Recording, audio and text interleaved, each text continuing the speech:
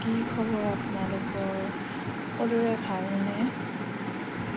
আপোনালোকৰ ভাত পানী খোৱা হ'লনে? আমাৰ হ'ল বাৰু, এতিয়া খাম আৰু ৰন্ধা বঢ়া হ'ল। আজিনো কি বনালোঁ আপোনালোকক দেখাব লাগচোন। ইফালে আলু ভাজি আছোঁ।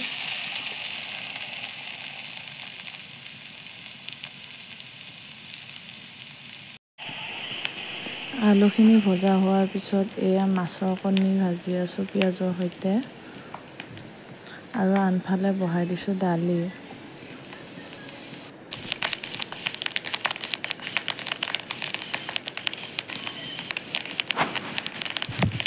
তাৰপিছত এইফালে পানীলাও বাকলি ভাজিছোঁ পিঁয়াজৰ সৈতে।